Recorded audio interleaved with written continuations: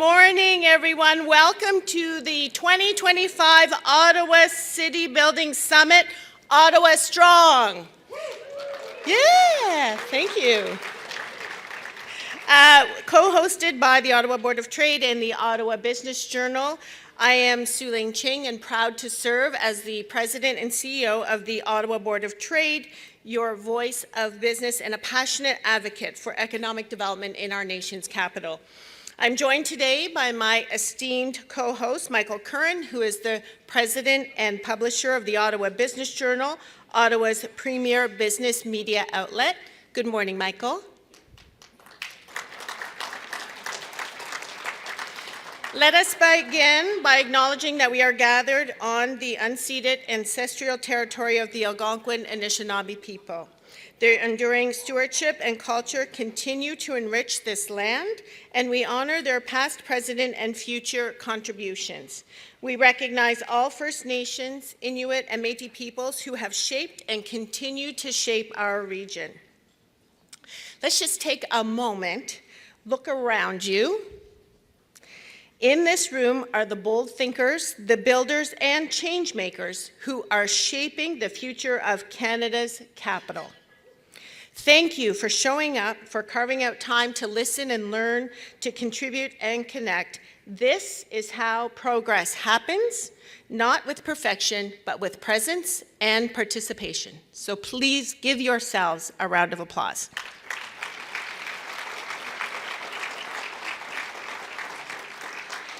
This year's summit comes at a pivotal moment. Ottawa, like many other global cities, is standing at a crossroads. The pressures are real: economic uncertainty, evolving downtowns, affordability, the climate crisis, and accelerated use of technologies like AI. And yet, it is in these moments that necessity becomes our greatest catalyst for innovation, for collaboration, and ambition. As Canada's capital, Ottawa carries a unique responsibility to lead by example, to model bold, inclusive, and future-ready city building, and to demonstrate how urban transformation can serve not only a local community, but a nation. This summit is not just an event, it is a commitment to deepening our understanding of the Ottawa story, our strengths and challenges, our identity, and to imagine what is possible when we act with courage, clarity, and a shared purpose. This is a place to ideate boldly, to challenge assumptions, and yes, to hold each other accountable for the city that we say that we want. You are here because you believe in Ottawa's potential, and because you know that building a world-class city takes more than great plans. It takes people who are willing to show up, to roll up their sleeves, and to work together. For this, we thank you. Today's agenda was built with that in mind. You'll hear from leaders and change makers who are building out the biggest opportunities in front of us, those that will define the future of our city. We'll dive into downtown transformation, exploring how to reimagine our core as a vibrant mixed-use district. We'll hear from developers who are leading the charge in shaping sustainable neighborhoods and driving innovation in urban design. We'll take a closer look at the future of our waterfronts and shorelines as natural and economic assets in city building. We'll examine the transformative role of music, culture, and creativity in energizing urban life. And we'll unpack the role of energy, how we power our future, accelerate the transition to net zero, and build a more resilient economy in the process. We'll consider how AI and emerging technologies can unlock smarter, more responsive cities, and we'll talk about health infrastructure, not just as a service, but as a foundation for talent attraction, economic growth, and community well-being. Together, we'll explore what it truly means to design and deliver a smarter, more sustainable, more inclusive Ottawa, one that is resilient, connected, and built to thrive. Please use this time to calibrate your thinking, be inspired by fresh ideas, and explore how we can build on Ottawa's unique public-private ecosystem. Let this day be a spark, not just for conversation, but for action. Please Don't forget to share what resonates with you online using our hashtag #OttCityBuild. I know our team is planning to use the LinkedIn platform after each session, and we welcome you to comment on that platform. Let's build up Ottawa together, and before we dive in, I want to give a quick shout out to a few special guests who have joined us here today. First, I would like to recognize the incredible members of the Board of Directors for the Board of Trade. These are dedicated leaders who guide our vision, champion our priorities, and show up year-round to help build a stronger, more prosperous Ottawa. Thank you for your service and commitment to this city. I would ask them to stand. Brendan McGinty, Julie Lupinacci, Kimberly Stone, Melissa Reeves, Priya Balu, Riaz Sidi, and Robert Rio. Thank you for your leadership.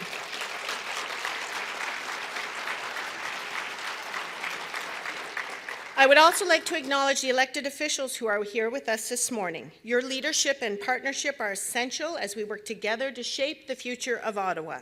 Thank you for your continued dedication to our community and for being champions of progress at every level of government. Please welcome the Honourable Mona Fortier, MP Yasser Naqvi, Councillor David Hill, and Councillor Ariel Troster. Thank you for being here this morning. I'd like to recognize the Pillar Partners for the Board of Trade for your ongoing support, which is critical to the advocacy and economic development work that we lead on behalf of the Ottawa business community. Thank you for helping us to strengthen the city's future. Enbridge Gas, Ottawa Sports and Entertainment Group, Colonnade Bridgeport, and the National Capital Commission. Thank you very much.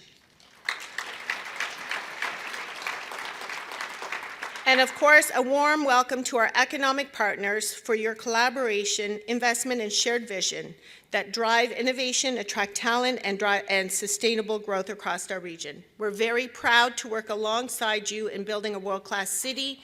Thank you to the City of Ottawa, Invest Ottawa, Ottawa Tourism, and many other economic partners here in the room today.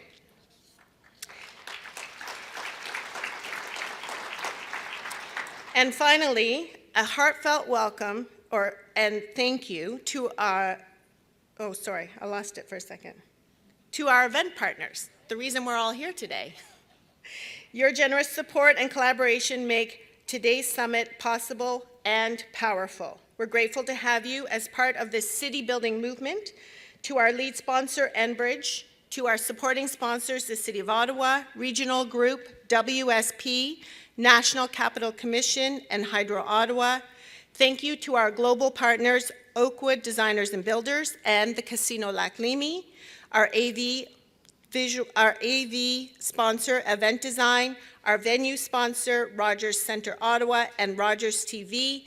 Could I have all of the sponsors stand and be recognized for being here at the City Building Summit?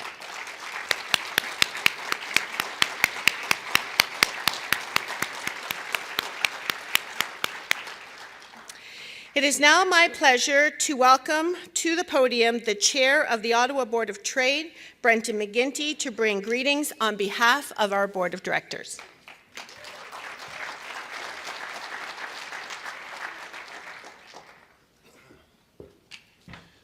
Good morning. Bonjour tout le monde. Bienvenue à tous. It's a tough act to follow. I want to thank Su-Ling for her continued leadership in our community and her hard work.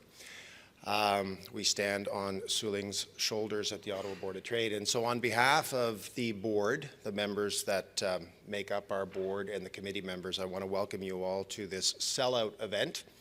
It's going to be a successful day. And it's really a tribute to each and every one of you who are taking time out of your very, very busy schedules to make a commitment to your community. I look around and I see people from certainly the business community and all sectors of the business community, the public sector, our elected officials, grateful that you are here, and certainly members of the not-for-profit community. So this is a very, very unique event that pulls together community leadership and takes us away from our busy lives, out of the engine room, as it were, and up onto the deck and into the crow's nest to look out for oncoming storms. And there are storms indeed. ahead of us. It's a challenging time for this community. I'd rather live here than anywhere else in Canada, certainly, or perhaps anywhere else in the world, and I think you would all agree with that. I was talking to somebody the other day. Someone the other day who is in business and deals with the automotive sector, and I was reminded that I wouldn't want to be living in Alliston, Ontario, where 1 out of 2 families is dependent upon the automotive sector, or Windsor or Oshawa. So we have an awful lot going for us, and I love being in this room, and I'll tell you why. It gives you a great perspective of our collective history, whether you got here 200 years ago or whether you came here last week. I'm always reminded that unless you are one of our First Nations, there are only newer and newest Canadians. And the opportunities and challenges that we face are nothing compared to what the folks who came before us dealt with. So if you look out the glass behind me here, and you think about what this community was like in 1857 when the Ottawa Board of Trade was founded. That's 10 years before Confederation, and the same year that Queen Victoria declared that Ottawa would be the capital of this very new and young nation, 168 years ago. So if you look out over the left, you'd see the Chateau Laurier.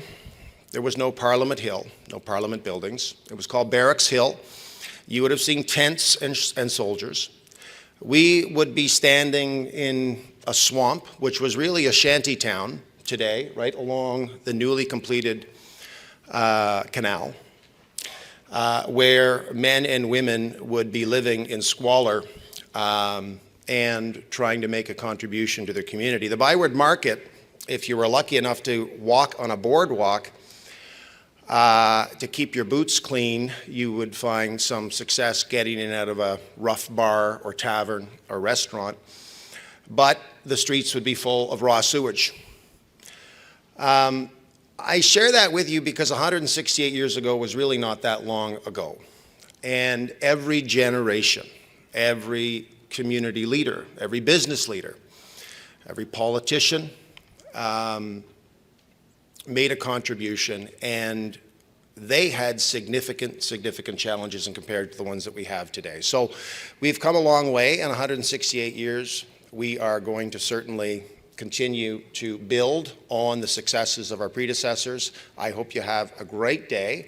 I hope you enjoy this. I want to make a little pitch here if I could. If you're not a member of the Ottawa Board of Trade, please get on those fancy phones and join our organization as a member. I want to thank those who are, and I want to thank our sponsors. This is an organization over the last few years that has built itself up, and we are on the move. We need your continued support. And speaking of community leadership, it's my honor and my pleasure to introduce you to someone that I've known for many years, well over 2 decades at least.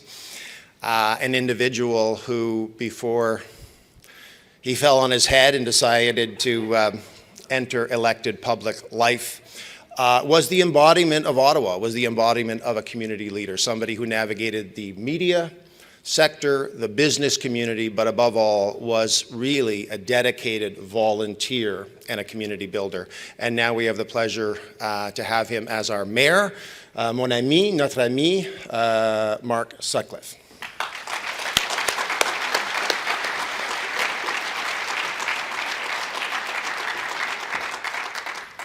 Thank you so much, Brendan. Good morning, everyone. Bonjour tout le monde. And yeah, 3 years ago, I did kind of fall on my head, and Brendan was one of the people who pushed me, knocked me over.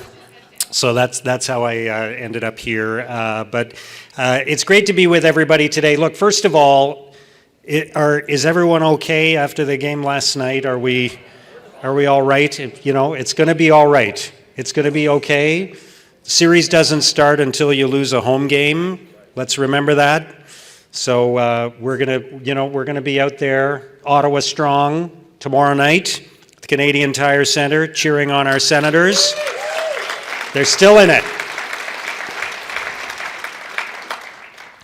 So as Brendan said, we have a lot going for us. And, I got to tell you, one of my favorite parts of this job is coming to events like this and seeing this group of people assembled on a regular basis. And, it's so wonderful what we have in Ottawa, the fact that we're able to bring together so many great leaders from across the community on a regular basis like this for important events where we're talking about the future of our city. And I see the same people over and over again, sometimes more than once a week.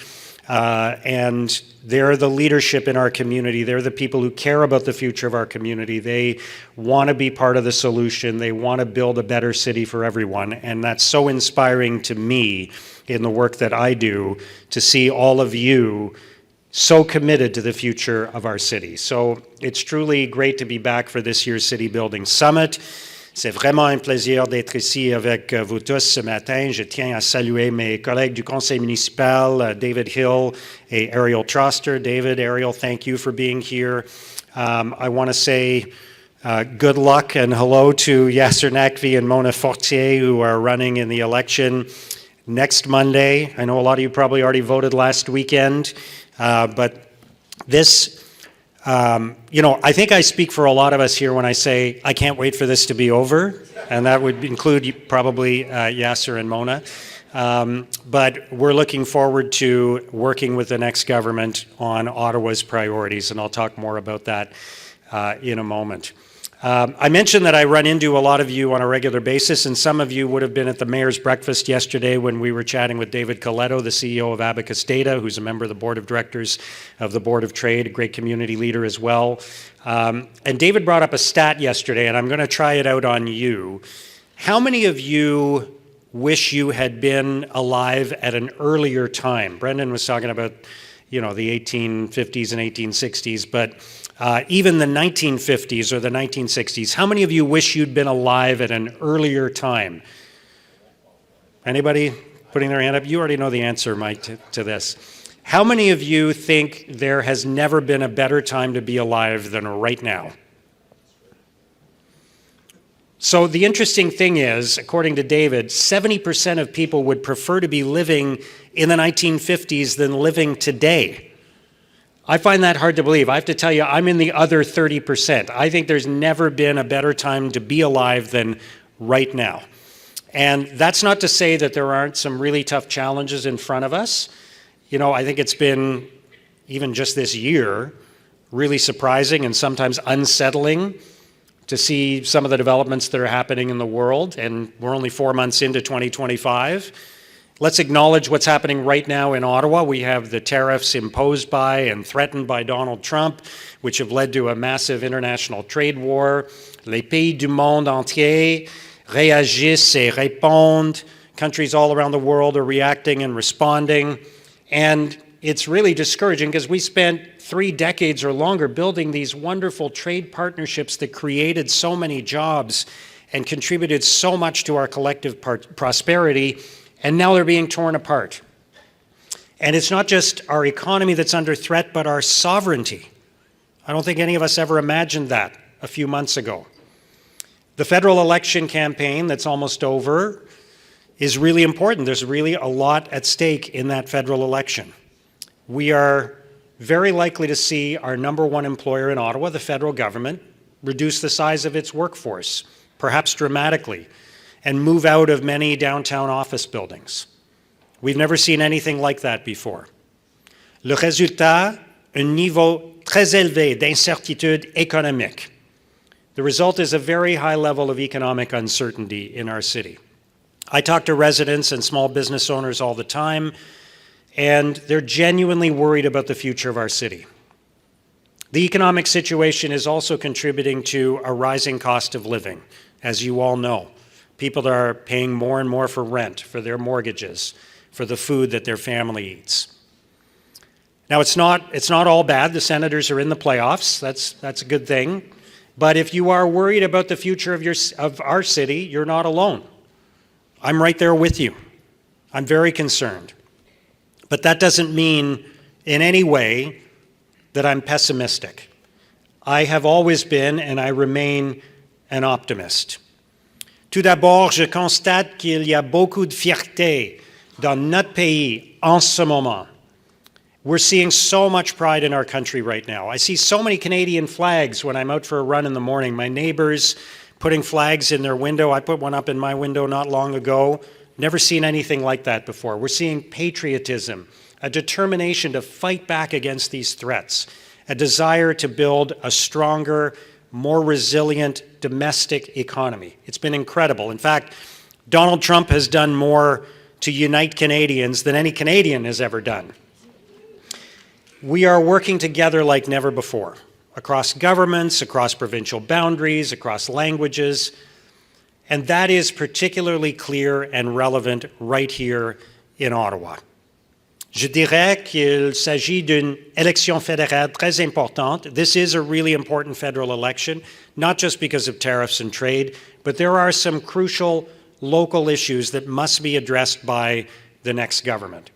I've met with both of the main party leaders, and the Mayor of Gatineau and I have joined forces to send a letter to the leaders to ensure that our issues are top of mind. And I know Yasser and Mona are right in tune with those issues. They've been working with us regularly. They have been listening and collaborating, and they know the priorities include support for downtown revitalization, support for displaced federal workers if there are layoffs, public transit, reducing interprovincial trade barriers, and my Fairness for Ottawa campaign. And as you know, this has been an issue that I've brought up before. The federal government has been undervaluing its properties in Ottawa for years. As a result, they've been underpaying, and local taxpayers like you have had to make up the difference. The difference over the past few years has been almost $100 million, and that just isn't fair, but we're going to work on that with the next government. You know, there really is no other economic region in Canada like Ottawa-Gatineau. Aucune autre région économique au Canada ne ressemble à Ottawa-Gatineau. We're a metropolitan area of 1.5 million people separated by a provincial border. There's no other city like that in Canada. So we feel the impact of interprovincial trade barriers like no other community. I've talked to business owners who have an easier time selling their products in the United States than in Gatineau. So we have to continue working together to address that. We have to build a stronger, more resilient regional economy in the national capital area. Nous devons continuer à travailler ensemble pour construire une économie locale plus forte et plus résistante. After the next election, I am going to continue to fight for Ottawa's fair share. I'm going to continue to work with our federal government to be our partner as we tackle these unique challenges. In response to the challenges around tariffs and trade, at the City of Ottawa, we've assembled the Mayor's Economic Council, which includes the Board of Trade. Thank you, Sue Ling. Thank you, Brendan, for being part of that. It includes our economic development partners, Invest Ottawa, Ottawa Tourism, Regroupement des gens d'affaires, the BIAs, and many others, as we work together to craft our response to these economic challenges. At the City of Ottawa, my colleagues and I passed a motion to review our procurement practices to make sure that we are buying local and buying Canadian wherever possible. We also launched a Shop Local, Buy Canadian campaign, and I've been going around to small businesses to hand out special decals that they can put in their window to promote the idea of shopping local and buying Canadian. We've seen them in more and more windows across the city. I think they've been well received. We brought a few of them here today. You can pick them up on your way out if you'd like to take one. Par ailleurs, nous faisons tout ce qui est en notre pouvoir pour répondre à la crise de l'abordabilité. We are also doing everything we can to respond to the affordability crisis. The last thing we need is for local government to add to the burden of residents and businesses with big tax increases. So we have been working hard on the city budget. We continue to have the lowest tax increases of any major city in Canada. Other cities are increasing their property taxes by 8, 9, 10%, even more in some cases. But here in Ottawa, the average has been below 3%, lower than even the last term of council. And we've done that while continuing to invest in our residents' priorities, like roads, recreational facilities, community centers, public transit, community policing, affordable housing, supporting our vulnerable residents. We've been able to do that through a lot of hard work to find savings and efficiencies in the city budget. We have to do that hard work to protect the interests of our residents. So in the past 2 years, we've identified more than $200 million in savings for Ottawa residents, the equivalent of $400 per household.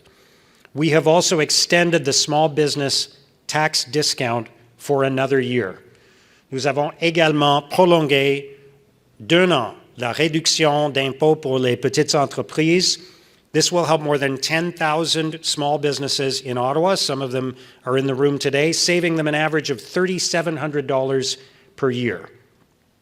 We're also working on housing affordability. We have to find ways to deliver more housing units faster, and that's why we recently launched our Housing Innovation Task Force, made up of experts and industry representatives who are going to propose solutions to remove barriers that add cost and time to the process of building homes and create very little benefit to the community. The task force is co-chaired by Brendan McGinty from the Board of Trade, and it's going to examine the city's own internal permitting process, but also look to other municipalities and see what we can learn from them. In the last 2 years, Ottawa has approved more than 53,000 units for construction, but so far, only about 10,500 of those units have been moved to the building permit stage. So we're going to work together with developers to move more of these projects that have already been approved, move them forward as quickly as possible. And I'm looking forward to seeing the recommendations from the task force this fall and to working with my colleagues on the City Council to streamline our approval process so that we can have more homes built faster and more residents can have access to a home faster. And we can keep the dream of home ownership alive for our children and grandchildren. Also this fall, staff will bring back their plan for Lansdowne 2.0. The stadium at TD Place is at the end of its life cycle and no longer meets the standards for large international events and national events that we want to bring to our city to stimulate the economy and promote tourism. We must ensure that Lansdowne continues to host festivals and cultural events and sporting events that attract people to Ottawa while enabling more housing options so that it's a vibrant community 365 days a year and not just on game days. We're working very hard on public transit. In January, we launched Line 2 and Line 4 of LRT, running from Bayview Station all the way to Riverside South and to the airport and passing through Carleton University. It's been a very successful launch. We made sure that nothing proceeded until all the proper tests and protocols had been completed, and we will do the same later this year when we open the eastern extension of LRT, of Line 1, which will bring service all the way to Trim Station in Orleans. And that will add another 12.5 kilometers of light rail and 5 stations to serve our East End residents.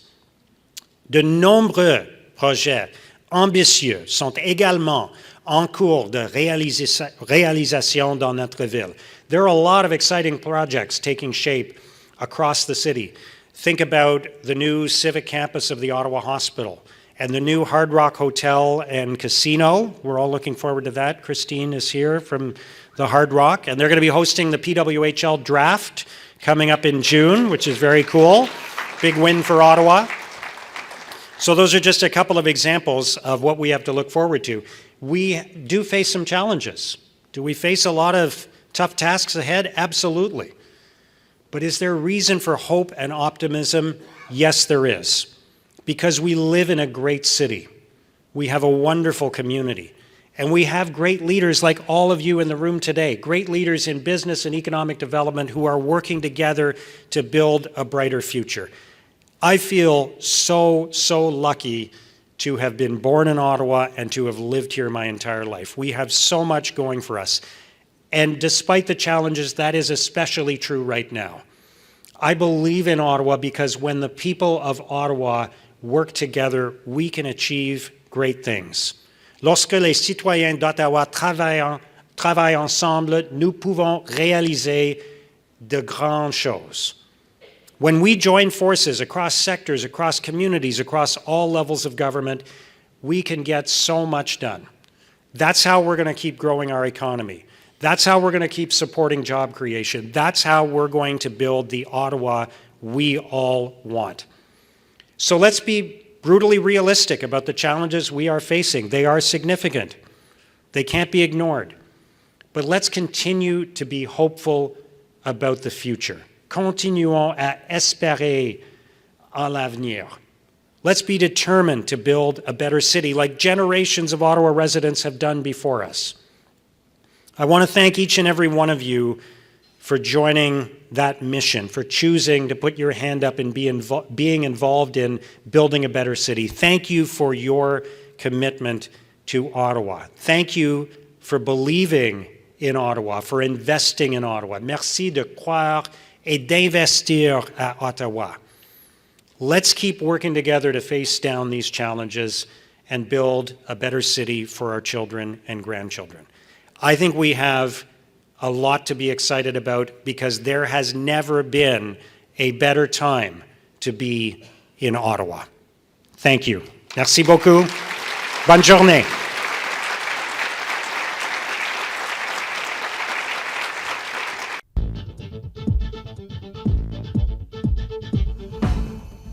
Brokerage house morphed into a brokerage house and property management firm, added on commercial syndication, commercial management, eventually land development, and then about 15 years ago, EQ Homes. We're now a full-service housing and developer. I'm just going to quickly talk a little bit about what Bob said, because Bob, you've got me really inspired. During the pandemic, we sold 380 homes, and we built those homes. And we built a company to routinely sell and build and have a backlog of around that number of houses. Since the pandemic ended, we can't give away a home, and we haven't cracked 240 sales, and it is price. And costs are a huge factor in that, along with land supply. So while I've got the floor, I'm going to say you made some really valid points. We're capable of delivering 380 homes. We want to do it. We just can't get there. So Bob, thanks for intervening. I appreciate it. On the notion of regional and their integration with today, one of the themes that sort of permeated through the company as we've grown is, as Jonathan said this really well, it's collaboration, the concept of collaboration. As you take on more complicated projects, and we've done some very large projects in and around the city of Ottawa, you have to collaborate. And one step beyond collaboration is the notion of empathy. And I think because there's a handful of city planners, former city planners, that actually work in the halls of regional, the notion of being empathetic with your outside stakeholder is something that's really, really critical to achieving and getting to milestones in complicated projects. And really what that looks like in practice, and I have a young planner here, Matthew, who's joined us for today, is you have to sit at a table across from somebody else, and you have to help drive to a decision that recognizes what they're trying to accomplish. And that only happens when you're collaborating and you're talking. So one of the reasons why we step up every year and we support this is because these types of forums allow for that type of collaboration, which lead to interesting conversations and eventually the empathy needed to get through complicated decisions. So I'm really pleased to again support today. Now I'm going to do my duty. I'll announce Tobi's introduction. Our third session of the day is an update on NCC projects underway in the National Capital Region with a focus on the many initiatives along its shorelines and waterways, including its growing number of bistros and taverns. Please welcome to the stage the President and CEO of the National Capital Commission, Tobi Nussbaum.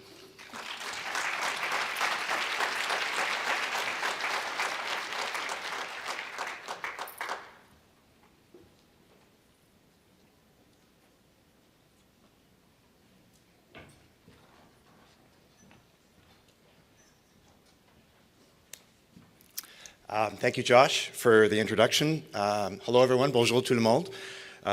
C'est un plaisir d'être ici parmi vous aujourd'hui. And I'm joined also by a number of my colleagues who are in the crowd. And so although I'm going to speak to you about some really exciting projects, it's important to note that I don't build these myself. We have a great team, a great staff, and lots of great partners. And we'll get into some of those partnerships later.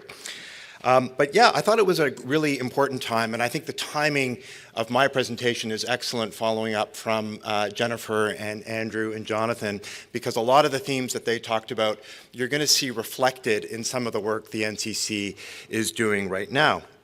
And if I were to explain what the overarching theme of the work we're doing is, and I think this is obvious, but I'm going to say it anyway, is that our mandate at the NCC is very simply to build an inspiring capital. That's it.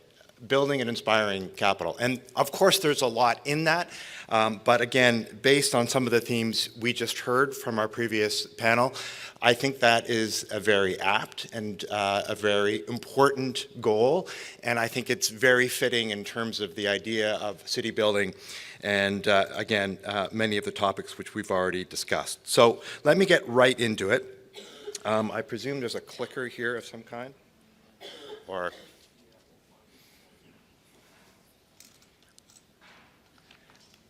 someone can click for me, if that is possible. Let's do it verbally and Oh, wait. there it is. Maybe, does that work? Yeah, we got it. Yeah, okay, it's just on there. Okay, so if I were to start there, I'm going to speak to a bunch of different projects. They're going to be reflected in this map you see in front of you. And I'm going to start with a project that already exists. So I'm going a little bit back in time, but I think it's a really good starting point because the NCC River House was really the beginning of a series of projects which the NCC is in the process of doing, which reflect a real urgency to fix our deferred asset maintenance challenge. And it's something that a lot of public agencies have. They have billions of dollars worth of assets. The NCC, I think we're up between $3 and $4 billion worth of assets, but we don't always have enough money to look after them properly. So beginning in 2018, we made a pitch to our shareholder, the Government of Canada, to help us fund the proper restoration of our assets to tackle this crisis. And one of the major projects that we started with was the NCC River House. And we were really guided by what I call the 3 A's. As we were fixing our assets, we saw the opportunity to do something more, to do something better. We wanted to improve access, improve public access to our sites. We wanted to offer activities, give people a reason to go there, and we wanted to offer aesthetics. And Andrew just spoke about the importance of beauty and the importance of aesthetics. And so access, activities, aesthetics are really some of the guiding principles that we have tackled this deferred asset maintenance challenge. And I think you can see that in the work we did at the NCC River House. Here's a good aesthetic look, and here is the activity and public access look. And so the idea really of building places that people are going to come, that show off the capital, that show national leadership. Again, riffing off Andrew's comment about he's been inspired by other cities. He mentioned Copenhagen. Well, certainly swimming in open water is something that we've seen in many of the great cities around the world, including Copenhagen. And we were certainly inspired by some of that. And so the idea of doing that in the Ottawa River just made sense as we were building this incredible, or rehabilitating this incredible historic building. So moving right along, another project which is about to be opened, we're hoping for the end of May, is the former Nepean Point. That's the park behind the National Gallery. No, we can't really see it from over there. But for many people, if you've been in Ottawa for less than 10 years, you may not know that this was actually a fantastic site many, many years ago. We had to close it due to safety issues, and we started a competition to see what we can do to make this a great space. A landscape architecture firm out of Toronto, Janet Rosenberg Studios, won the competition, and we've been working with them over the last number of years to really rehabilitate Nepean Point. We work closely with our Algonquin partners. We renamed the point Kiweki Point, and it's going to be a spectacular lookout at 2 levels, really offering, I think, a really important destination. What I say to my team is those people from other parts of Canada who come to the capital, yes, they're going to go to Parliament Hill first, but I think this will be on their route because it really offers incredible views of Parliament Hill, of the Ottawa River, and it'll be a wonderful site. Landscape gardens, we've worked closely with the National Gallery. There's going to be access to their cafe. And so there'll be animation, there'll be activity, and I hope you agree when it opens that it also has the aesthetic check mark as well. So again, hoping for the end of May for that project. Further west, we've been engaged in the last couple of years in redeveloping the Westboro Beach Pavilion. So that too is in its final stages and stands to open in the next 6 to 8 weeks, likely. And so what happened here is we had these brutalist structures, which were fine, but we saw an opportunity to improve them. And as we were doing that, we built a 2-level building which is going to house concessions. We're going to have a cafe on the main floor, a full restaurant on the top floor. There's going to be recreation, there's going to be rentals for boats, stand-up paddleboards, kayaks, etc. There's amazing landscaped areas, there's beach volleyball, there's a children's play area. And again, we're taking a site that we needed to fix up, and I think we're going to turn it into something much, much better. And again, you'll see my 3As reflected in this project when it opens up soon. Here's just another photo, and if you look at that tower on the right, that's a picture of inside the pavilion, and we worked with artist Christopher Griffin to help activate and animate these concrete structures. So I really think it's going to be wonderful and a great addition to the National Capital. A little bit further north, we have Gatineau Park. Not to be forgotten, because Gatineau Park, I know for us, is a playground. I think it's an important talent magnet in terms of the joy that people who come to Ottawa get from using the park, whether it's skiing in winter or cycling or hiking. There are really lots of opportunities for people to get so close to nature so easily from the downtown core. And the campground needed rehabilitation. So we're in the process of doing that now. That's a slide of what will be an interpretation center, a new building right on the lakefront, and that promises, again, to be really important too in terms of what we see as our responsibility to give people from the rest of Canada an opportunity to experience the capital. There will be close to 300 campsites and ready-to-camp units there. So again, really wonderful and an important way of showing off the capital to folks from around the country and elsewhere. Back in the city, and Jonathan, I know, talked a fair bit about the ZB development, and he mentioned the partnership with the NCC, and one of the ways in which we partnered is the creation of 3 new waterfront parks, 2 on Chaudière Island and 1 on the Gatineau shorefront. And here too, we're going to see, the opportunity to really animate lands that were not publicly accessible merely a few years ago. Pangishimo and Tisasani are opened. Mokahan will be opening, I believe, in 2026. And so there too, these new great public and beautiful spaces for people to enjoy. Just next door on Victoria Island, we've been engaged in about a 5-year decontamination project. Victoria Island is a massive site, 14 acres, and we see real opportunities there both for work with the Algonquin Nation. It's an important cultural site for the Algonquins, but also we see opportunities for other types of uses. There's been a lot of talk about housing. I'm going to talk about housing as well shortly. But how do we take these incredible islands? I think Windmill and ZB did a great job in terms of Chaudière Island, but Victoria Island stands as another opportunity for us as a capital to really invigorate our downtown core.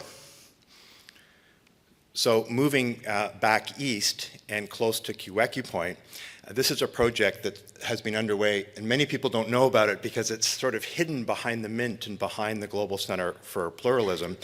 But we have a 110-year-old wall that was falling apart, the Lady Gay Drive wall. It's massive. It's 10 meters in height in some parts and runs for, I think, 500 meters.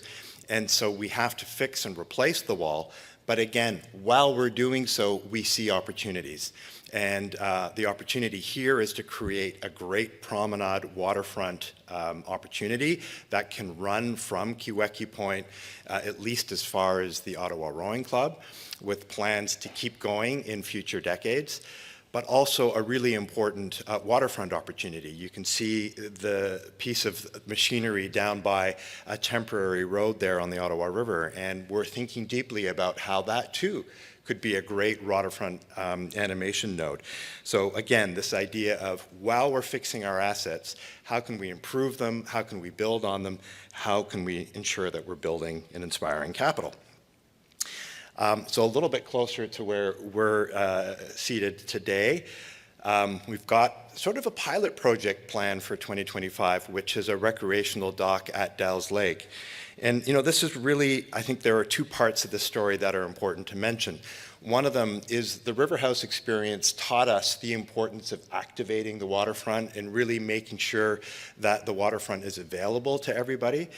And the second point about this is that much like many of you in the private sector, we have an approach of innovating, trying things out, piloting, accepting when things don't go right, changing course if we need to.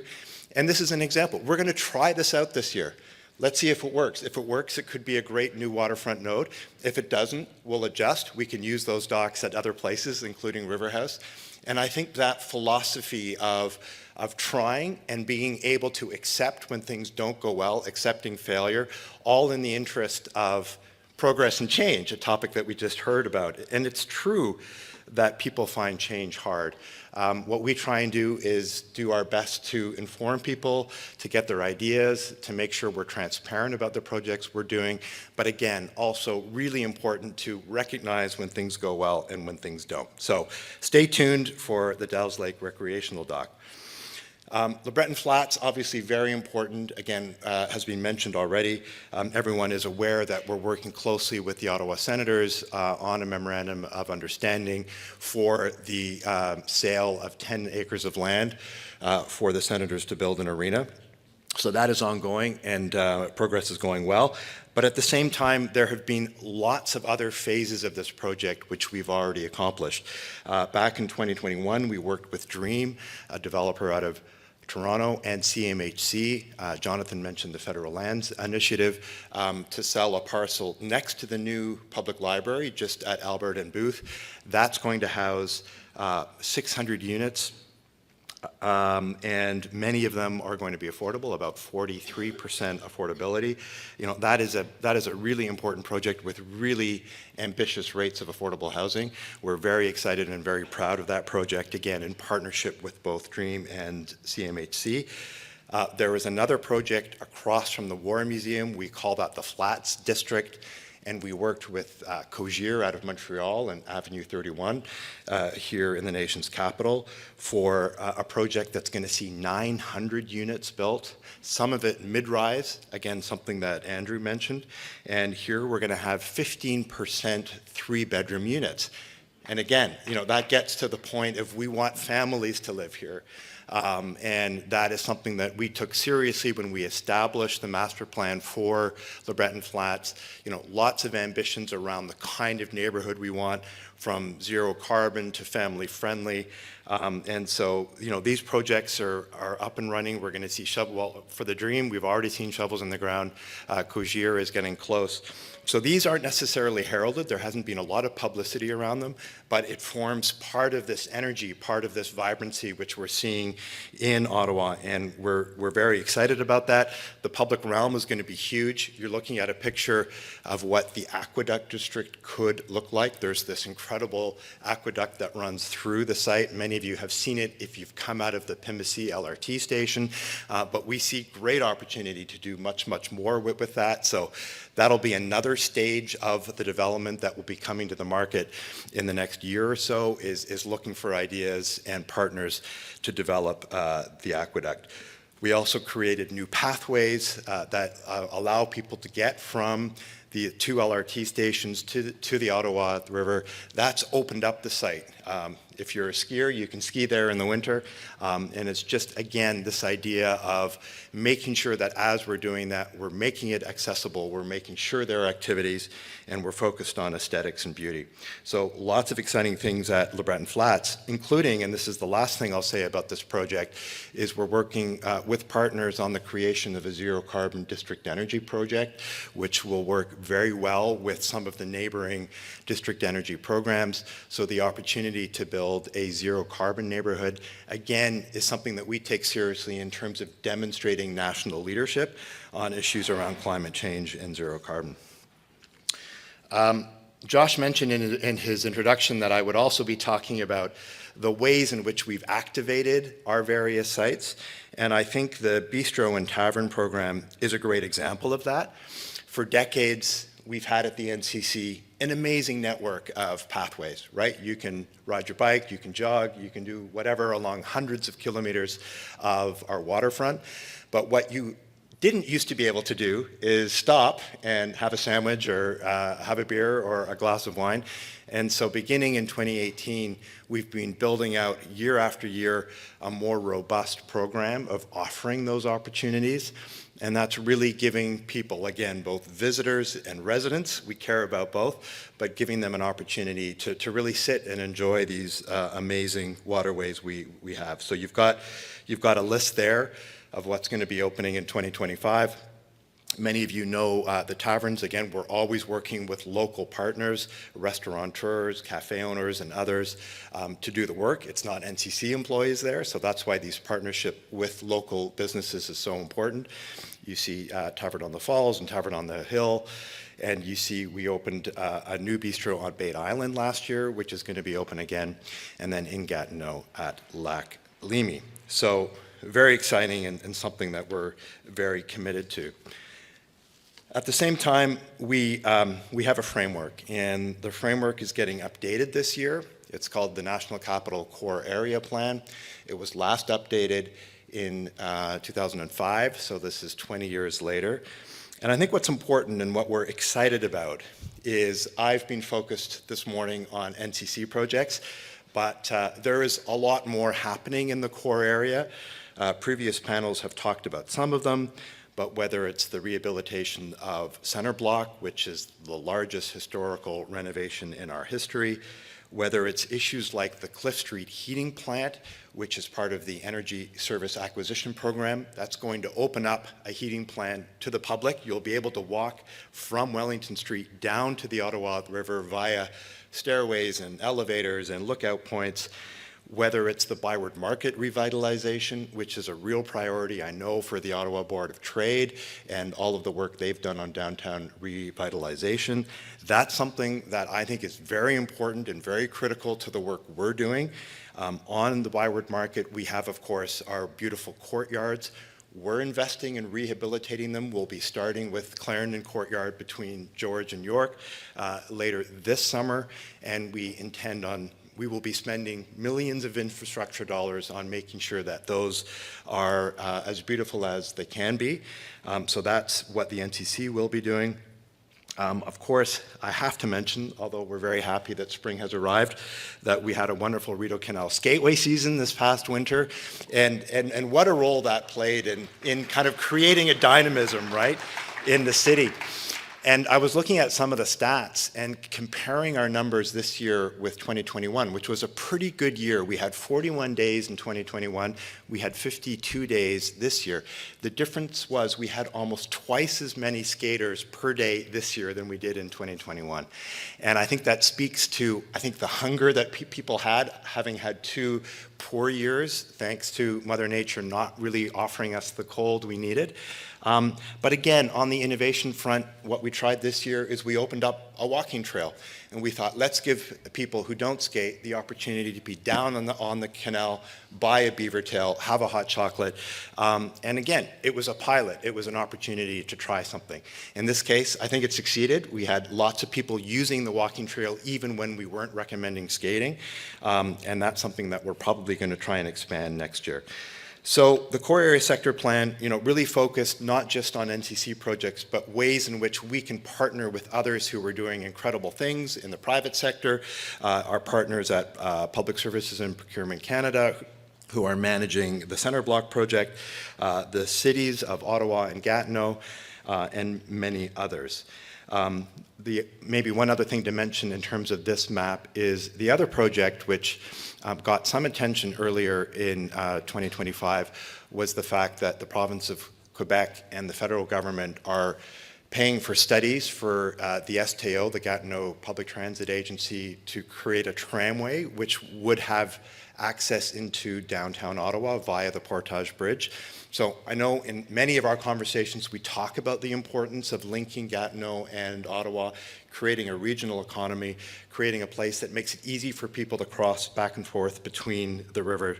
And certainly the tramway is an exciting project, and the NCC is playing an important role on that. I want to just maybe close with saying that the big moves of the National Capital Core Area Plan are what you see on the screen. And if I were to go back through all the slides that I just showed you, the one thing you would notice is in every single slide that I showed you, there was a piece of water in the slide. And I can't stress enough how important that has been to the work that we are doing, this idea of really turning to face the water. We know the history. We know that our waterways were seen as industrial wastelands in the past, but I think we're well on the way of recognizing the amazing value that water plays, again, both from an aesthetic point of view, from an activities point of view, from viewpoints, from the natural environment perspective. And that, I think, is the move that I'm most excited about, but with that, making great places and creating the type of ties we need to, both within the region and in different transportation modes, also equally important. I didn't have a chance to talk about some of the other work we're doing. This is just a sample. We've got a very ambitious public lands for housing project. I know housing has been a major theme so far this morning and will be, I'm sure, in the afternoon. Just to reassure folks here that we're working very hard and thinking about how underutilized NCC lands can contribute to responding to the housing crisis, and you've already heard lots of good ideas on that front already. So in conclusion, I wanted to give you a sample of some of the projects that we're working on to assure you that we see ourselves very much nested as an important player in the National Capital Region. All of you in this room are people who we want to partner with, who we want to talk to, who we want to make sure that we're aligned with. That's important, so that this idea of building an inspiring capital is not just our project, but is something that you all share and can get excited about. So with that, thank you very much for listening. I know it was a lot in a short amount of time, but hopefully it gives you an idea of what the NCC is up to these days. Merci. Thank you very much.